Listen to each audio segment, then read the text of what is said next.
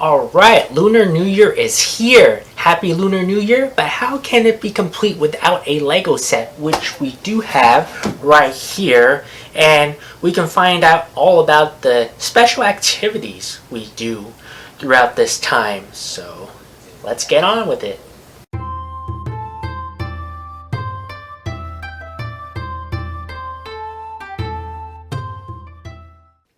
First, I'd like to start off by saying Happy Lunar New Year, Year of the Tiger. If you happen to celebrate it, Happy Lunar New Year to you. And if you don't happen to celebrate it, well, Happy Lunar New Year to you as well. Happy health and happy wealth. Speaking of wealth, my culture really likes it. Well, who doesn't like wealth, right? Well, we express it in many different ways, including using numbers. The number 8 is considered a very lucky number in my culture because the number 8 we enunciate it in a way that it expresses richness. Just look at this. We have set 80108 with suitable for kids 8 and up. And you hear that? You get my drift? And also, we express it in terms of colors. Look at all this bright red and gold pieces that we have for this Lego set in front of us here. Lunar New Year Traditions is what the set is called, and if you're familiar with the traditions, the things you see here in this set should be no stranger to you, but if you're not familiar, it is a perfect way to learn about it. Who says Lego sets can't be educational? Well, this is a perfect example. You have this diorama type of build, as I like to call it, because you have 6 different builds.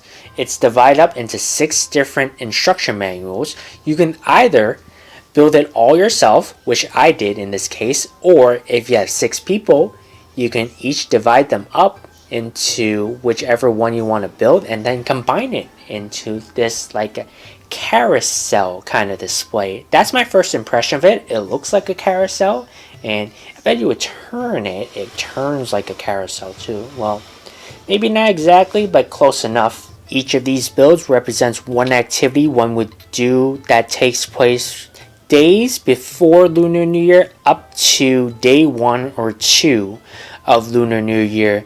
And it's a lot of preparation to do in terms of what, in my culture, at least what my family does, there's a lot of prepping to do. It's not as simple as, oh, it's New Year's Day, Happy New Year, and we're done. No, there's much more than that because we celebrate for a duration of 2 weeks almost in Chinese New Year's.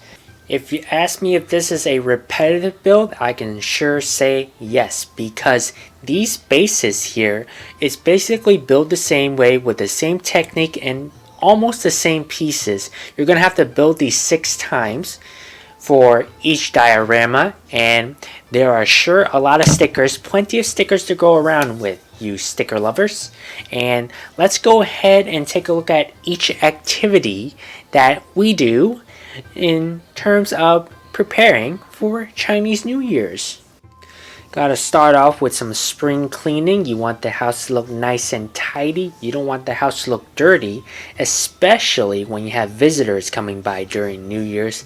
I like that sticker on the left. It really looks like the girl is wiping down with the squeegee with all that water still on the wall there, with the spray bottle on her hand, and with the boy on the left, what he's holding is very interesting. At first I thought it was some candy because of how colorful it is, but it's really a feather duster.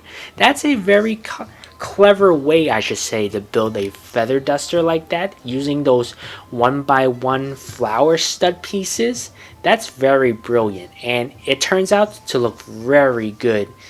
It really still looks like candy to me. And I'm not sure about those leg pieces that are hanging there. Maybe laundry? You gotta do some food shopping. Gotta make sure your house is nice and stacked. Make sure you don't go hungry because we sure do eat a lot during the New Year's. And chicken is one of the popular dishes in the family. We eat chicken to the point where we say, oh, we're having chicken again? And Looks like we have a stall here with a whole variety of items to be sold by the stall keeper, including some, I guess they're figures. According to what the wording says on the wall there, it says mask people. I guess the all different sorts of different masks that you can wear during the New Year's for fun for the kids. And we got some vegetables and some chicken. There we go again. Chicken drums. That's a favorite part of the chicken that I like. Decorating, one of my most favorite things to do around the holidays. Get to hang up some lucky wordings on the wall, and whichever zodiac that applies that particular year, we hang up figurines and posters as well. That girl there doing some arts and crafts, and that boy there, he has a pretty funny face. I'm not sure what kind of expression that is, but looks very funny, something I can certainly do.